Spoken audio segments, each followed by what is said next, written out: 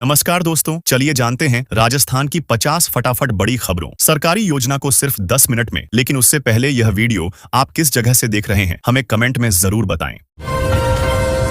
राजस्थान में 14 जनवरी को मौसम विभाग ने कड़ाके की ठंड और शीतलहर चेतावनी जारी की है। प्रदेश के कई जिलों में तापमान माइनस या बहुत कम रिकॉर्ड हो रहा है और घना कोहरा बना हुआ है। विशेषकर जयपुर, सीकर, भरतपुर, बूंदी, दौसा, कोटा व धौलपुर जैसे इलाकों में शीतलहर असर दिख रही है। लोगों को ठंड से बचने व सतर्क रहने की सलाह दी गई है।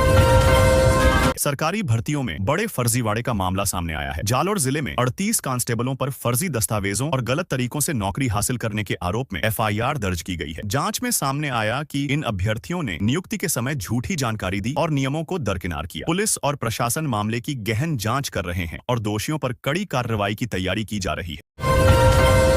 साल 2026 में राजस्थान में 1 लाख पदों पर भर्ती होगी। वहीं इंडियन एयरफोर्स ने अग्निवीर वायु भर्ती 2027 का नोटिफिकेशन जारी कर दिया है। इसके साथ ही अग्निवीर वायु भर्ती 2027 के लिए आवेदन प्रक्रिया शुरू हो गई है। देश के कई हिस्सों में ठंड कम होने का नाम नहीं ले रहा है। आए दिन तापमान में गिरावट से ठंड और बढ़ रही है। तो वहीं दूसरी ओर कई हिस्सों में अभी भी शीतलहर और बर्फबारी से लोग परेशान हो गए हैं। तो वहीं दूसरी ओर कई हिस्सों में मौसम का मिजाज बदला हुआ है। राजस्थान में मुख्यमंत्री किसान सम्मान निधि योजना की 5वीं किस्त से पहले करीब 9 लाख किसानों को खतरा है, क्योंकि उन्होंने फार्मर आईडी नहीं बनवाई है। 5वीं किस्त पाने के लिए यूनिक किसान पहचान, फार्मर आईडी बनवाना, EKYC पूरा करना, भूमि रिकॉर्ड अपडेट रखना और बैंक खाता आधार से लिंक रखना जरूरी है। अगर ये काम नहीं किया तो उनकी किस्त रुकी सकती है। राजस्थान के गंगापुर सिटी से आई एक वीडियो ने पूरे शिक्षा जगत और सरकारी सिस्टम को शर्मसार कर दिया है। जो स्कूल को ज्ञान का केंद्र माना जाता है, वहीं गंगापुर सिटी के एक सरकारी स्कूल के हेडमास्टर ने स्कूल परिसर को ही पार्टी का अड्डा बना दिया। राजस्थान में कृषि विभाग द्वारा कृषि पर्यवेक्षक के 1100 पदों पर भर्ती की घोषणा की गई है। यह भर्ती ग्रामीण और कृषि क्षेत्र को मजबूत करने के उद्देश्य से की जा रही है। आवेदन प्रक्रिया जल्द ही ऑनलाइन माध्यम से शुरू होगी। पात्र उम्मीदवार निर्धारित शैक्षणिक योग्यता और आयु सीमा के अनुसार आवेदन कर सकेंगे। चयन लिखित परीक्षा और दस्तावेज सत्यापन के आधार पर किया जाएगा। अधिक जानकारी आधिकारिक वेबसाइट पर उपलब्ध होगी। राजस्थान में सरकारी अस्पतालों में आने वाले मरीजों के लिए बड़ी राहत मानी जाने वाली निःशुल्क दवा योजना को लेकर स्वास्थ्य विभाग अब पूरी तरह सख्त हो गया है। सरकार जहां जिला अस्पताल से लेकर PHC तक मरीजों को सैकड़ों दवाइयां मुफ्त उपलब्ध करा रही है, वहीं कुछ सरकारी डॉक्टरों द्वारा अनिवार्य दवा सूची EDL से हटकर बाहर के महंगे ब्रांड लिखे जाने की शिकायतों के बाद विभाग ने कड़ा रुख अपनाया है। सरकारी नौकरियों की तैयारी कर रहे युवाओं के लिए एक अच्छी खबर है। युवा दिवस के अवसर पर 12 जनवरी को राजस्थान के मुख्यमंत्री भजनलाल शर्मा ने 1 लाख पदों के लिए भर्ती कैलेंडर जारी किया। राजस्थान की राजनीति में एक बार फिर जांच एजेंसियों की कार्रवाई और सियासी पाला बदल की टाइमिंग चर्चा के केंद्र में है। भाजपा छोड़ने के महज 48 घंटे के भीतर पूर्व मंत्री महेंद्रजीत सिंह मालविया के ठिकानों पर एंटी करप्शन ब्यूरो ACB की रेड ने वागड़ से लेकर जयपुर तक राजनीतिक सरगर्मी बढ़ा दी है। पश्चिमी राजस्थान के सूखाग्रस्त इलाकों के लिए ताजा सर्वे में बड़ी राहत की खबर सामने आई है। भूवैज्ञानिकों की रिपोर्ट के अनुसार कई क्षेत्रों में भूमिगत जल भंडार मिलने के संकेत मिले हैं। इससे पेयजल और सिंचाई की समस्या कम होने की उम्मीद है। सरकार जल्द ही नए ट्यूबवेल और जल परियोजनाएं शुरू कर सकती है। 1 लाख भर्तियों का कैलेंडर जारी करने, 2 वर्ष के कार्यकाल में 1 लाख सरकारी नौकरियां देने के साथ ही पेपर लीक मुक्त राजस्थान बनाने का वादा पूरा होने पर मंगलवार को बड़ी संख्या में प्रतियोगी परीक्षाओं की तैयारी कर रहे युवाओं ने मुख्यमंत्री निवास पर पहुंचकर मुख्यमंत्री भजनलाल शर्मा का आभार व्यक्त किया। मुख्यमंत्री ने डूंगरपुर जिले के युवाओं के साथ संवाद कार्यक्रम में भाग लिया और उनकी समस्याएं व सुझाव सुने। इस दौरान उन्होंने रोजगार, शिक्षा और कौशल विकास से जुड़े मुद्दों पर चर्चा की। मुख्यमंत्री ने युवाओं को सरकारी योजनाओं का अधिक लाभ लेने और आत्मनिर्भर बनने का आह्वान किया। साथ ही उन्होंने जिले में नए प्रशिक्षण केंद्र और रोजगार के अवसर बढ़ाने की भी घोषणा की। राजस्थान सरकार ने लगभग 20 लाख पेंशनधारियों की पेंशन अस्थायी रूप से रोक दी, क्योंकि उन्होंने नियत समय में अपना वार्षिक सत्यापन वेरिफिकेशन नहीं कराया। सरकार ने 31 दिसंबर तक सत्यापन की अंतिम तारीख दी थी, लेकिन 20.36 लाख लाभार्थियों ने यह प्रक्रिया पूरी नहीं की, इसलिए उनकी पेंशन रोक दी गई है। सत्यापन पूरा होते ही पेंशन फिर से चालू कर दी जाएगी। राजस्थान कर्मचारी चयन बोर्ड ने RSSB एग्रीकल्चर सुपरवाइजर के 1100 रिक्त पदों पर भर्ती निकाली है, जिसके लिए ऑनलाइन आवेदन प्रक्रिया स्टार्ट हो गई है। जो भी उम्मीदवार इस भर्ती के लिए पात्रता पूरी करते हैं और सरकारी नौकरी की तलाश में हैं, वे ऑनलाइन माध्यम से ऑफिशियल वेबसाइट rssb.rajasthan.gov.in या SSO पोर्टल sso.rajasthan.gov.in पर जाकर फॉर्म भर लें। राजस्थान सरकार ने 2026 के लिए भर्ती कैलेंडर जारी किया है, जिसमें 44 परीक्षाओं के माध्यम से 1 लाख प्लस पदों पर भर्ती होगी। इसमें पुलिस, कृषि, स्वास्थ्य, शिक्षा समेत कई विभाग शामिल हैं। उम्मीदवारों को समय से आवेदन और तैयारी करनी चाहिए, क्योंकि ये भर्तियां साल भर चलेंगी। विस्तृत सूची और तिथियां आधिकारिक साइट पर देखें। सुप्रीम कोर्ट ने मंगलवार को आवारा कुत्तों से जुड़े मामले की सुनवाई जारी रखते हुए चेतावनी दी कि राज्यों को हर उस मामले में कुछ न करने के लिए मुआवजा देना पड़ सकता है जिसमें कुत्ते के काटने से बच्चों या बुजुर्गों की मौत होती है। राजस्थान में सर्दी का प्रकोप लगातार बना हुआ है। उत्तर भारत से आ रही ठंडी हवाओं के चलते प्रदेश के कई हिस्सों में शीतलहर और घने कोहरे का असर देखा जा रहा है। 14 जनवरी को राज्य के अधिकांश इलाकों में मौसम शुष्क रहा, लेकिन सुबह और रात के समय ठंड ने लोगों की मुश्किलें बढ़ा दी। किसान की जमीन से जुड़े नामांतरण और रिकॉर्ड सुधार के बदले 18,000 रुपए की रिश्वत मांगने वाला पटवारी ACB के जाल में फंस गया। शिकायत मिलने पर टीम ने ट्रैप कार्रवाई की और आरोपी को रंगे हाथ रिश्वत लेते पकड़ लिया। उसके पास से नकदी बरामद की गई। आरोपी को गिरफ्तार कर आगे की कानूनी कार्रवाई शुरू कर दी गई है। जांच जारी है। राजस्थान में करीब 20 लाख पेंशन रुकने पर मंत्री ने सफाई देते हुए कहा कि लाभार्थियों का सत्यापन पूरा होते ही पेंशन दोबारा शुरू कर दी जाएगी। उन्होंने बताया कि ऐप के जरिए घर बैठे ही वेरिफिकेशन की सुविधा दी गई है, ताकि बुजुर्ग, दिव्यांग और विधवा लाभार्थियों को परेशानी न हो। सरकार का उद्देश्य पात्र लोगों को समय पर पेंशन दिलाना है। राजस्थान माध्यमिक शिक्षा बोर्ड RBSI ने कक्षा 9वीं और 11वीं की परीक्षा तिथियां जारी कर दी हैं। RBSI ने कक्षा 9वीं और 11वीं की परीक्षा तिथियां जारी कर दी हैं। परीक्षा में बैठने वाले छात्र अब राजस्थान बोर्ड की आधिकारिक वेबसाइट से तिथियां डाउनलोड कर सकते हैं। वे निर्धारित कार्यक्रम के अनुसार परीक्षा की तैयारी कर सकते हैं। कक्षा 9वीं और 11वीं की परीक्षाएं 7 मार्च से शुरू होंगी। इन कक्षाओं के लिए पहली परीक्षा शिफ्ट सुबह 8:30 से 11:45 तक और दूसरी शिफ्ट दोपहर 1 बजे से 4:15 तक बजे तक। राजस्थान लोक सेवा आयोग RPSC ने 2026 में होने वाली भर्ती परीक्षाओं का आधिकारिक परीक्षा कैलेंडर 26 दिसंबर 2025 को जारी कर दिया है। नए साल से पहले जारी इस कैलेंडर से उन लाखों अभ्यर्थियों को बड़ी राहत मिली है जो लंबे समय से परीक्षा तिथियों का इंतजार कर रहे थे।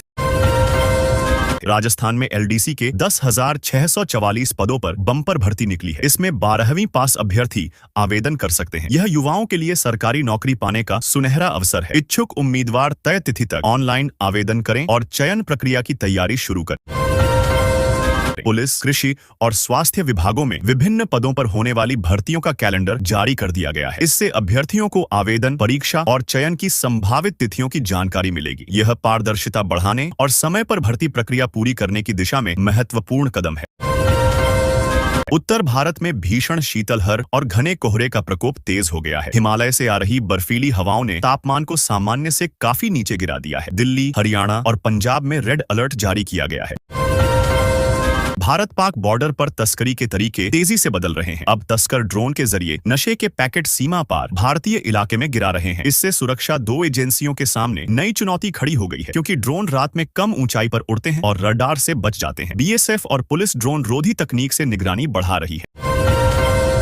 राजस्थान में LDC और जूनियर असिस्टेंट की बड़ी भर्ती का नोटिफिकेशन जारी किया गया है। इस भर्ती के तहत 10,000 से अधिक पदों पर नियुक्तियां की जाएंगी। 12वीं पास और संबंधित योग्यता रखने वाले अभ्यर्थी आवेदन कर सकते हैं। यह सरकारी नौकरी की तैयारी कर रहे युवाओं के लिए सुनहरा अवसर है। उम्मीदवारों को समय पर आवेदन कर परीक्षा की तैयारी शुरू करनी चाहिए।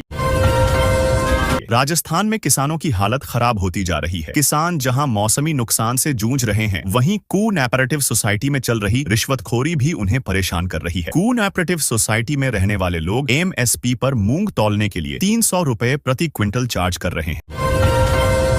सरकारी नौकरी का सपना देख रहे राजस्थान के युवाओं के लिए बड़ी खुशखबरी सामने आई है। राजस्थान सरकार ने साल 2026 में होने वाली 44 भर्ती परीक्षाओं का पूरा कैलेंडर जारी कर दिया है। इस कैलेंडर में यह साफ बताया गया है कि कौन सी भर्ती किस महीने में होगी और कितने पदों पर परीक्षा आयोजित की जाएगी।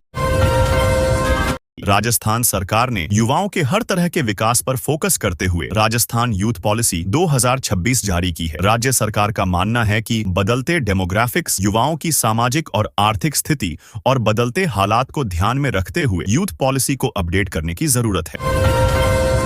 राजस्थान के बिजली घरों को लेकर बड़ा झटका सामने आ सकता है। 150 यूनिट फ्री बिजली योजना पर नया संकट मंडरा रहा है, क्योंकि बढ़ते घाटे और उत्पादन लागत से बिजली कंपनियों पर दबाव बढ़ गया है। यदि हालात नहीं सुधरे तो सरकार को योजना में बदलाव करना पड़ सकता है। इससे आम उपभोक्ताओं पर असर पड़ने की आशंका है।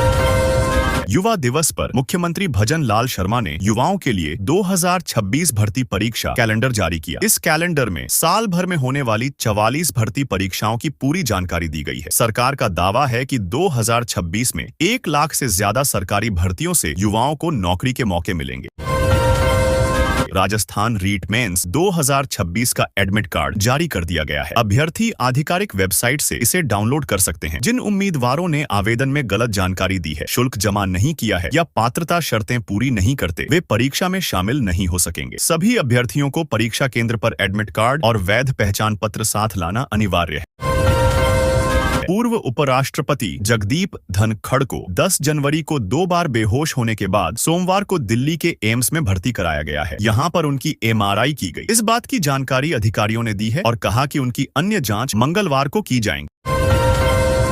राजस्थान में पुलिस कांस्टेबल भर्ती में बड़ा फर्जीवाड़ा का मामला सामने आया है। स्पेशल ऑपरेशन ग्रुप SOG और जालोर पुलिस की जांच में 38 कांस्टेबल की नियुक्ति संदिग्ध पाई गई है। आरोप है कि उन्होंने डमी कैंडिडेट बैठाकर और फर्जी दस्तावेजों का इस्तेमाल कर नौकरी हासिल की थी। इस पर FIR दर्ज कर जांच शुरू कर दी गई है और कानूनी कार्रवाई जारी। राजस्थान स्टाफ सिलेक्शन बोर्ड ने राज्य में LDC भर्ती 2026 के लिए ऑफिशियल नोटिफिकेशन जारी कर दिया है। इस भर्ती के तहत राज्य सरकार के विभिन्न विभागों में लोअर डिवीजन क्लर्क यानी LDC क्लर्क ग्रेड 2 और जूनियर असिस्टेंट के कुल 10,644 पदों पर भर्ती की जाएगी। सरकारी नौकरी के लिए दिन रात पढ़ाई कर रहे युवाओं के लिए खुशखबरी है। राजस्थान के मुख्यमंत्री भजन लाल शर्मा ने युवा दिवस के अवसर पर 12 जनवरी को 1 लाख पदों पर भर्तियों का कैलेंडर जारी किया। राजस्थान सरकार स्वास्थ्य बीमा योजना का दायरा बढ़ाने की तैयारी में है, ताकि ज्यादा से ज्यादा गरीब और मध्यम वर्गीय परिवारों को इलाज का लाभ मिल सके। नई व्यवस्था के तहत गंभीर बीमारियों का खर्च सरकार वहन करेगी और निजी अस्पतालों को भी योजना से जोड़ा जाएगा। राजस्थान में आयुष्मान भारत योजना के तहत पात्र परिवारों 10 लाख से अधिक को मुफ्त इलाज की सुविधा दी जा रही है। सरकार का दावा है कि अब सरकारी के साथ निजी अस्पतालों में भी बिना किसी शुल्क के इलाज संभव होगा, जिससे आम लोगों पर इलाज का आर्थिक बोझ कम होगा। राज्य सरकार गंभीर बीमारियों से जूझ रहे मरीजों का इलाज खर्च उठाने की योजना को और मजबूत कर रही है। कैंसर, किडनी, हार्ट जैसी बीमारियों के लिए अलग पैकेज तय किए गए हैं, ताकि मरीजों को समय पर और बेहतर इलाज मिल सके। राजस्थान में बुजुर्गों के लिए डे केयर सुविधा शुरू करने की योजना पर काम चल रहा है। इसके तहत वरिष्ठ नागरिकों को दिन में स्वास्थ्य जांच, भोजन और मनोरंजन की सुविधा दी जाएगी, जिससे अकेले रहने वाले बुजुर्गों को सामाजिक और मानसिक सहारा मिल सके। राजस्थान सरकार दिव्यांगजनों को मुफ्त सहायक उपकरण उपलब्ध कराने की योजना चला रही है। व्हील चेयर, सुनने की मशीन, ट्राईसाइकिल जैसे उपकरण दिए जाएंगे, जिससे दिव्यांग लोग आत्मनिर्भर बन सकें और दैनिक जीवन में उन्हें कम परेशानी हो। राज्य में सामाजिक योजनाओं की नियमित समीक्षा की जा रही है, ताकि योजनाओं का लाभ सही लोगों तक पहुंचे। अधिकारियों को निर्देश दिए गए हैं कि समय समय पर प्रगति रिपोर्ट तैयार कर सरकार को भेजें, जिससे खामियों को तुरंत सुधारा जा सके। राजस्थान सरकार जिलावार लाभार्थियों की सूची को अपडेट कर रही है। पुराने और अपात्र नाम हटाए जा रहे हैं, जबकि नए पात्र लोगों को जोड़ा जा रहा है, ताकि सरकारी योजनाओं का फायदा केवल योग्य लाभार्थियों को ही मिले। राज्य में ऑनलाइन आवेदन प्रक्रिया को और आसान बनाया जा रहा है। अब कम दस्तावेजों में और मोबाइल से ही आवेदन संभव होगा, जिससे ग्रामीण और दूर दराज के इलाकों के लोगों को सरकारी दफ्तरों के चक्कर नहीं लगाने पड़ेंगे।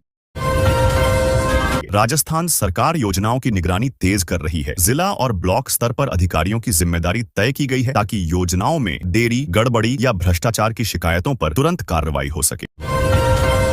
राजस्थान में फर्जी लाभार्थियों पर सख्त कार्रवाई की जा रही है। जांच के दौरान गलत तरीके से लाभ लेने वालों के नाम सूची से हटाए जा रहे हैं और जरूरत पड़ने पर रिकवरी व कानूनी कार्रवाई भी की जा रही है।